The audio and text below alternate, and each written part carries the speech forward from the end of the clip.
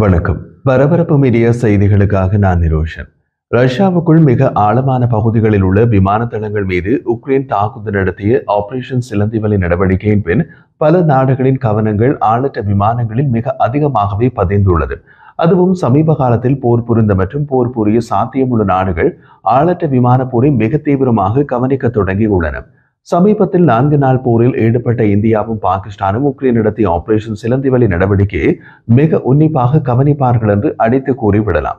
காரணம், அதிபெருமதிமிக்க ராணுவ சொத்துக்களை குறைந்த விலை ஆளற்ற விமானங்களால் தாக்கி பேரழிவை ஏற்படுத்தலாம் என்பதை ஆபரேஷன் சிலந்திவலி காட்டியுள்ளது. அந்த ஆபரேஷனுக்கு பின் உக்ரைனுக்கு 1 லட்சம் ஆளற்ற விமானங்களை கொடுக்க போவதாக பிரிட்டன் அறிவித்தது பற்றி இன்று பரபரப்பு மீடியா யூடியூப் சேனலில் வெளியிட்டோம். அந்த அளவுக்கு ஆளற்ற விமானங்களுக்கு இப்போதைய நவீன போர்க்களத்தில் முக்கியத்துவம் ஏற்பட்டுள்ளது. இந்தியா பாகிஸ்தான் இடையேயான சமீப கால போரில் இரு தரப்பினரும் ஆளற்ற விமானங்கள் முதன்மையாக ஆயுதமாக இல்லாவிட்டாலும் கணிசமான அளவில் பயன்படுத்தப்பட்டன. இரு நாடுகளுக்கும் இடையிலான வருங்கால போர்களில் ஆளற்ற விமானங்கள் முதன்மையான ஆயுதமாக பயன்படுத்தப்பட வாய்ப்பு அதிகரித்து செல்கிறது. காரணம், நவீன போர் அந்த திசையில் தான் செல்கிறது. உக்ரைன் ரஷ்யா போரின் ஆரம்ப நாட்களில் ரஷ்யா ஆளற்ற விமானங்களை அதிகம் பயன்படுத்தவில்லை. அவற்றை உளவு பார்த்தலுக்கு மட்டுமே பயன்படுத்தியது ரஷ்யா. பயன்படுத்துவது ஒரு புறம் இருக்க, உலகின் முன்னணி போர் விமான தயாரிப்பு நாடாக இருந்த ரஷ்யா ஆளற்ற விமான தயாரிப்பிலும் அக்கறை செலுத்தி இருக்கவில்லை. உக்ரைன் ஆளற்ற விமான பயன்பாடு அதிகரிக்கவே ஆளற்ற விமானத்தின் பயன்பாடு அவசியம் என்பதை புரிந்து கொண்டது ரஷ்யா. ஆனால் அதன் தயாரிப்பில் கவனம் செலுத்துகிறாத நிலையில் உலகின் முன்னணி போர் விமான தயாரிப்பு நாடாக இருந்த ரஷ்யா ஆளற்ற விமானங்களை பெறுவதற்கு ஈரானை நாட வேண்டி இருந்தது. ஈரானிய தொழில்நுட்பத்தை பெற்று ரஷ்யாவில் ஆளற்ற விமானம் தயாரிக்க வேண்டிய நிலை ஏற்பட்டது. அது ஆளற்ற விமானங்களின் பயன்பாடு போருக்கு எந்த அளவு அவசியம் என்பதை காட்டியது. இந்தியா பாகிஸ்தான் போரில் பகல்காம் தீவிரவாத தாக்குதலுக்கு இந்தியாவின் பதிலடி நடவடிக்கையான ஆபரேஷன் சிந்தூர் மே 7ஆம் தேதி பாகிஸ்தானில் தீவிரவாத உள்கட்டமைப்பை கொண்ட 9 இடங்களில் ஏவுகணை தாக்குதல்களின் வடிவத்தில் தொடங்கியது. கண்காணிப்பு மற்றும் தாக்குதல் திறன்களை கொண்ட தற்கொலை ஆளற்ற விமானங்கள் அல்லது சுற்றித் திரியும் வெடிபொருட்களை பயன்படுத்துவதன் மூலம் தாக்குதலின் செயல்திறன் அதிகரித்தது. பாகிஸ்தான் இந்திய ராணுவ தளங்களை குறிவைத்து ஆபரேஷன் பன்யான் அல் மாசலை தொடங்கியதன் மூலம் பதிலளித்தது. மே 8, 9ஆம் தேதிக்கு இடையில் கட்டுப்பாட்டு கோடில் கனரக ஆயுதங்களை சுடும் அதே வேளையில் 36 இடங்களில் 300 முதல் 400 ஆளற்ற விமானங்களை பாகிஸ்தான் நிலைநிறுத்தியதாக இந்தியா குற்றம் சாட்டியது. இந்தியா தனது வான் பாதுகாப்பு அமைப்பை பயன்படுத்தி இவற்றை சுட்டு வீழ்த்தியதன் பின் பாகிஸ்தானுக்கு எதிராக ஹார்பி ஆளற்ற விமானங்களை களத்தில் இறக்கியது இந்தியா. பின்னர் இந்தியா பாகிஸ்தானில் உள்ள 4 வான் பாதுகாப்பு தளங்களில் ஹரோப் ஆளற்ற விமானங்களை ஏவி பதிலடி கொடுத்தது. வான் பாதுகாப்பு ரேடாரை அளித்தது. மே 9, 10ஆம் தேதிகளில் இந்தியாவும் ஆளற்ற விமானங்கள் மற்றும் சுற்றித் திரியும் வெடிப்பொருட்களை பயன்படுத்தியதாகவும் கராச்சி, லாகூர் மற்றும் ராவல்பிண்டியில் உள்ள ராணுவ நிறுவல்கள் உட்பட நாடு முழுவதும் குறைந்தது 10 இலக்குகளை தாக்கியதாகவும் பாகிஸ்தான் கூறியது. மே 10ஆம் தேதி இரு நாடுகளும் போர் நிறுத்த ஒப்பந்தத்தை எட்ட முடிந்தது. அதை பாகிஸ்தான் அறிவித்த சில மணி நேரத்திற்குள் மீறியது. போர் நிறுத்தம் தற்போது நீடித்து வருவதாக தோன்றினாலும் பார்மார் மற்றும் அமிர்தசரஸில் ஆளற்ற விமான செயற்பாடுகள் காணப்படுவது மீண்டும் எச்சரிக்கையை ஏற்படுத்தியுள்ளது. ஆளற்ற விமானங்களால் பெருகிய முறையில் உருவாகும் மோதல்களின் அரங்கில் அதிகரித்து வரும் பதட்டங்கள் 2 அணு ஆயுதம் ஏந்திய அண்டை நாடுகளுக்கிடையே ஆளற்ற விமான போரின் தாக்கங்கள் குறித்து கடுமையான கேள்விகளை எழுப்புகின்றன. தவிர பாகிஸ்தானால் ஆதரிக்கப்படும் தீவிரவாத இயக்கங்கள் இந்தியாவுக்குள் மற்றொரு தீவிரவாத தாக்குதலை நடத்தினால் இந்தியாவின் கடுமையான பதிலடி இருக்கும் என்று இந்திய பிரதமர் நரேந்திர மோடி அறிவித்துள்ளார். அதனால் எந்த நேரத்திலும் எதுவும் நடக்கலாம் என்ற சூழ்நிலையே உள்ளது. நிரந்தர போர் நிறுத்தம் கிடையாது. இந்தியாவும் பாகிஸ்தானும் சமீபகால ஆண்டுகளில் அந்தந்த ஆளற்ற விமான சுற்றுச்சூழல் அமைப்புகளை முன்னேற்றி வருகின்றன. உள்நாட்டு உற்பத்தி மற்றும் வெளிநாட்டு நட்பு நாடுகளிடமிருந்து இறக்குமதி இரண்டையும் பயன்படுத்துகின்றன. ஒழுங்குமுறை நிலப்பரப்பை எளிதாக்கவும் விரிவான கண்டுபிடிப்பு மற்றும் ஆளற்ற விமானங்களை பயன்படுத்துவதற்கு வழிவகுக்க இந்திய ஆளற்ற விமான விதி 2021 அறிமுகப்படுத்தியது. 2022ஆம் ஆண்டில் ஆளற்ற விமான சக்தி மிஷன் பாதுகாப்பு உட்பட துறைகளில் தொழில்நுட்பங்களை உருவாக்க ஸ்டார்ட் அப்கள் மற்றும் பொது தனியார் கூட்டாண்மைகளை ஊக்குவிப்பதன் மூலம் இந்தியா உள்நாட்டு சுற்றுச்சூழல் அமைப்பை மேலும் ஊக்குவித்துள்ளது. 2024ஆம் ஆண்டின் நடுப்பகுதியில் இந்தியா தனது பாதுகாப்பு படைகளில் 2000 முதல் 2500 ஆளற்ற விமானங்களை இணைத்துள்ளது. மொத்த செலவு $361.45 மில்லியனிலிருந்து $421.69 பில்லியன் வரை இருந்தது. இந்தியாவின் ஆளற்ற விமானங்களில் முதன்மையாக இஸ்ரேலில் தயாரிக்கப்பட்ட உளவு ஆளற்ற விமானங்கள் IAS சர்ச்சர் மற்றும் ஹெரோன் போன்றவையும் ஹார்பி மற்றும் ஹரோ போன்ற அலைந்து திரிய வெடிமருந்துகளும் உள்ளன. இந்தியா ஆளற்ற விமானங்களை தந்திரோபாய ரீதியாக ஏற்றுக்கொண்டதில் ஒரு முக்கிய மைல்கல் அமெரிக்காவிலிருந்து 31 MQ-9B பிரிகேட்டர் ஆளற்ற விமானங்களை வாங்குவதற்கான 4 பில்லியன் ஒப்பந்தம். இவை இலக்கு தாக்குதல்களுக்கான ஆளற்ற விமானங்களின் விலை அதிகமானவை. அது பெறுமதி இலக்குகளை உதாரணமாக தீவிரவாத முக்கிய புள்ளிகளை வீழ்த்த உகந்தவை.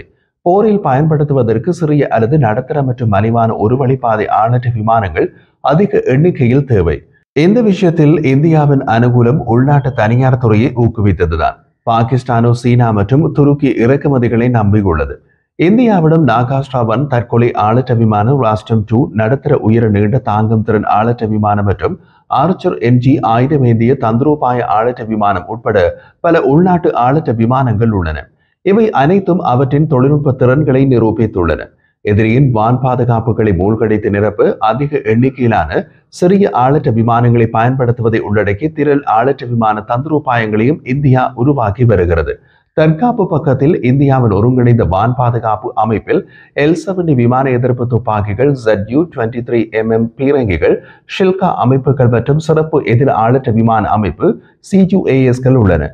இவற்றை பாகிஸ்தான் ஆளற்ற விமானங்களை இடைமறிக்க இந்தியா பயன்படுத்தி வருகிறது. ரஷ்ய தயாரிப்பு S-400 வான் பாதுகாப்பு அமைப்பு மே 8 மற்றும் 9ஆம் தேதிகளில் நடந்த தாக்குதல்களின் போது செயல்படுத்தப்பட்டது. ஆனால் அது நீண்ட தூர ஏவுகணைகளை சுட்டு வீழ்த்த வடிவமைக்கப்பட்ட வான் பாதுகாப்பு அமைப்பு. மலிவு விலை ஆளற்ற விமானங்களுக்காக வேறு சாதனங்களும் தீர்வுகளும் உள்ளன. இந்தியாவின் பின்தள உள்கட்டமைப்பை பொறுத்தவரை AI இயக்கப்படும் இலக்கு வழிமுறைகள், GPS சுயாதீன வழிசெலுத்தல் அமைப்புகள் மற்றும் மறைகுறியாக்கப்பட்ட கடற்படை நிலைக்கட்டளை நெறிமுறைகள் ஆகியவை உள்ளன. இவை கட்டுப்பாட்டு மையங்களில் ஒருங்கிணைக்கப்பட்டு சிக்கலான செயல்பாட்டு சூழல்களில் ஆளற்ற விமானங்களை சுட்டு வீழ்த்தக்கூடியதாகவும் இருப்பதை உறுதி செய்கின்றன. மறுபுறம் பாகிஸ்தான் 2009ஆம் ஆண்டு சீனாவுடனான உரிம ஒப்பந்தத்தின் கீழ் பொர்வாக் ஆளற்ற விமானத்தை உற்பத்தி செய்தது. அதன் ஆளற்ற விமானங்களை உருவாக்க தொடங்கியது. அந்த தொழில்நுட்ப அடித்தளத்தின் அடிப்படையில் பாகிஸ்தான் உள்நாட்டிலேயே ஷாஃபர் ஆளற்ற விமானங்களை உருவாக்கியது. இந்த ஆளற்ற விமானங்கள் பாகிஸ்தானிய தயாரிப்பு என்று கூறப்பட்டாலும் சீன தொழில்நுட்பத்தை தழுவியது மற்றும் விமானத்தின் என்ஜின் மற்றும் டயர்கள் சீனாவிலிருந்து வர வேண்டும். அதன் உள்நாட்டு முயற்சிகளை நிறைவு செய்யும் விதத்தில் பாகிஸ்தான் சர்வதேச கூட்டாளர்களிடமிருந்து முதன்மையாக துருக்கி மற்றும் சீனாவிடமிருந்து மேம்பட்ட ஆளற்ற விமானங்களையும் வாங்கியது. இந்த கையகப்படுத்தல்களில் சீனாவிலிருந்து CH-4 மற்றும் விங்லோங் 2 ஆளற்ற விமானங்கள் மற்றும் துருக்கியிலிருந்து பேராக்டர் TB2 மற்றும் அகின்சி ஆளற்ற விமானங்கள் அடங்கும். மே 8, 9ஆம் தேதி தாக்குதல்களில் பாகிஸ்தானால் பயன்படுத்தப்பட்ட ஆளற்ற விமானங்கள் துருக்கியில் இருந்து வாங்கப்பட்டு அசிஸ்காட் சாங்கர் ஆளற்ற விமானங்கள் என்று பாதுகாப்புத்துறை வட்டார தகவல்கள் தெரிவிக்கின்றன. கடந்த சில ஆண்டுகளில் பாகிஸ்தான் கண்காணிப்பு நடத்தவும், இந்திய எல்லைக்குள் ஆயுதங்கள், வெடிப்பொருட்கள் மற்றும் போதைப் பொருட்களை வீசவும் ஆளற்ற விமானங்களை அதிக அளவில் பயன்படுத்திக் உள்ளது. இந்த முயற்சிகள் பெரும்பாலும் கண்டறிதலை தவிர்ப்பதற்காக திரள் உருவாக்கம் அல்லது இரவில் ரேடாரின் கீழ் பறப்பது போன்ற தந்திரங்களை பயன்படுத்துகின்றன. இரு தரப்பினாலும் பயன்படுத்தப்படும் பெரும்பாலான ஆளற்ற விமானங்கள் கமிகேஸ் ஆளற்ற விமானங்களாக தோன்றுகின்றன. ஆளற்ற விமானங்கள் ரஷ்யா உக்ரைன் போரில் எங்கும் பரவியதைப் போலவே எதிர்கால இந்தோ பாகிஸ்தான் போர்க்களங்களில் ஒரு நிலையான ஆயுதமாக இருக்க வாய்ப்பு உள்ளது. இரு தரப்பினரும் தற்போது ஒருவருக்கொருவர் எதிர்த்தரப்பு பாதுகாப்பு அமைப்புகளை ஆய்வு செய்வதற்கும் எதிர்வினை நேரங்களை மதிப்பிடுவதற்கும் ஆளற்ற விமானங்களை பயன்படுத்துகின்றனர். இந்தியாவும் பாகிஸ்தானும் ஆளற்ற விமான போரை பொறுத்தவரை தற்போது ஒரு வளைவு புள்ளியில் இருக்கின்றன.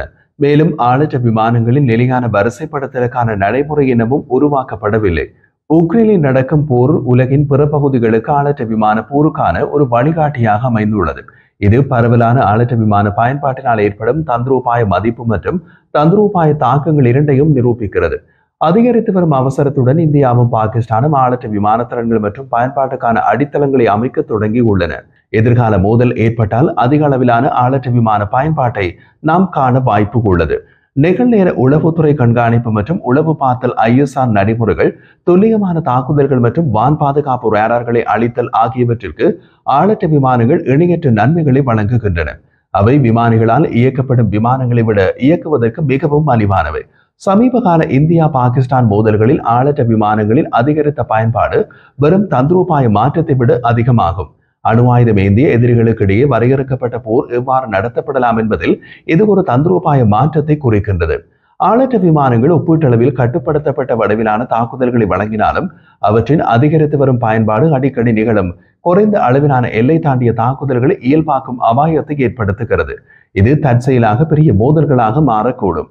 துல்லியமான மற்றும் தடுக்கப்பட முடியாத ஆளற்ற விமானங்களை வைத்திருக்கும் நாடுகள் பலவீனமான படைகளுடன் இருப்பதால் தவிர்க்க விரும்பும் போர்களை தொடங்கும் துணிச்சலை ஏற்படுத்தக்கூடும். அவ்வாறு செய்வதன் மூலம் ஆளற்ற விமான போர் ஒரே நேரத்தில் மோதலின் செலவை குறைக்கிறது, அதே நேரத்தில் தவறான கணக்கீட்டின் அபாயத்தை அதிகரிக்கிறது.